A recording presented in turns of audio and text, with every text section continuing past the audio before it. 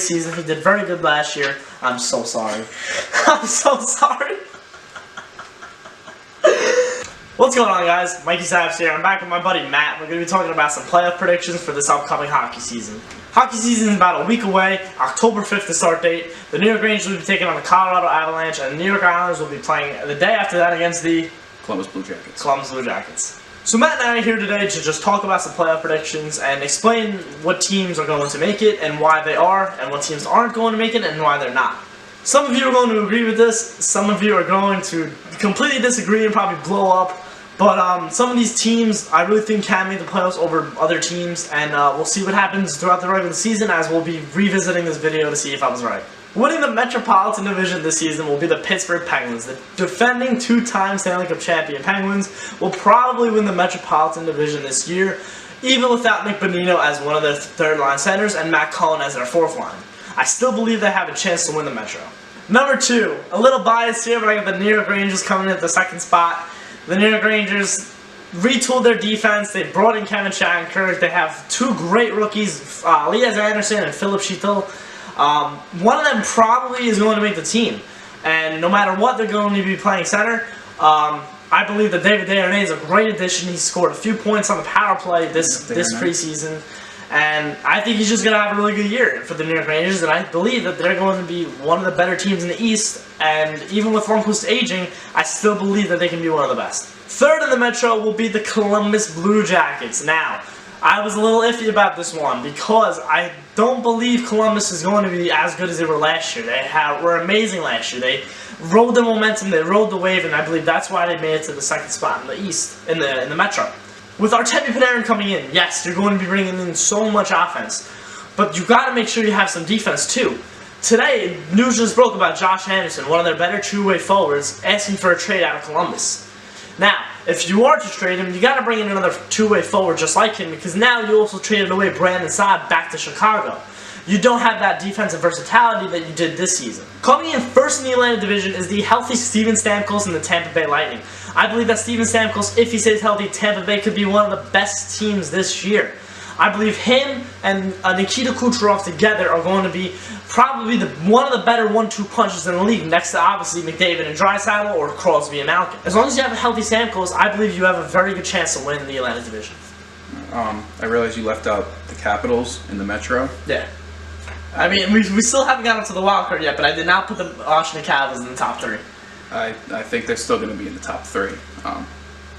I just think Ovechkin, Backstrom, J.O.Shea, Kuznetsov, and Braden Holtby. I just don't think that's just a solid unit, and I just don't think. Okay.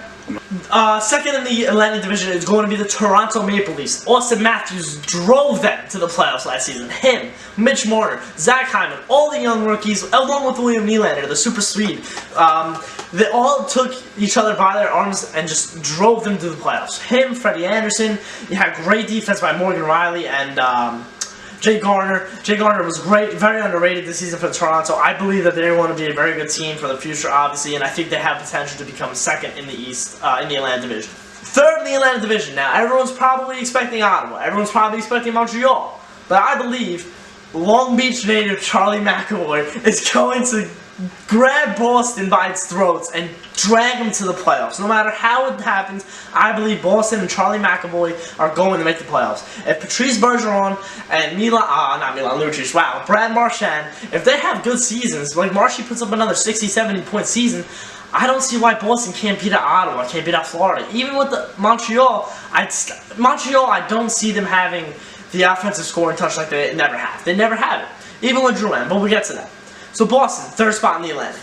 McAvoy was huge for them when he came in, and I just think he's going to continue doing that. McAvoy was huge for the playoffs, for the Bruins in the playoffs. Him and Chara together, you don't really expect a rookie to come in on the first line and play with Zdeno Chara, a 10-plus year veteran. How long has Chara been in? Chara's been in since the Islanders, maybe 14, 15 years. Screwed up on that one. He's getting older too. Oh, yeah. Wild card number 1 for the East. Okay. I'm going to get so much hate for this. The Montreal Canadiens. I have them beating the Capitals, if you haven't realized. I have them doing better than the Capitals. Not with that one. Now listen to me.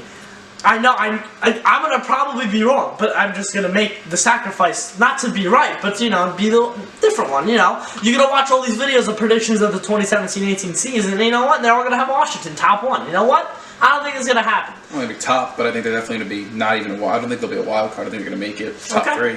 Montreal, first wild card because of Carey Price. I think that some games you're going to be able to get a goal out of Pacioretty, a goal out of Druin, a goal out of Galchenyuk, hopefully, because if Alex Galchenyuk doesn't start producing, he might end up in Colorado, and Matt Duchene might end up in Montreal.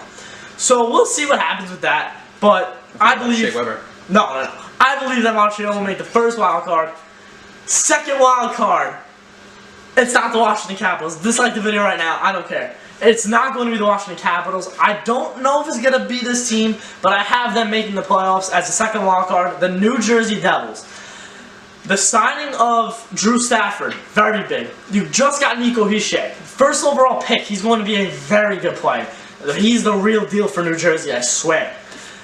You had Adam Larson, you don't have him anymore, so your defense is getting a little weak. You have Taylor Hall up front, and now you just brought in Marcus Johansson. If Corey Schneider has a very good year, which I'm praying he does because he's my starting goalie on my fantasy team, then New Jersey could be a real threat in the Metro. Other than that, the Metropolitan Division, I can see Carolina possibly sliding into one of the wild cards, and obviously Washington. But I believe Washington's not going to make the playoffs, and here is why.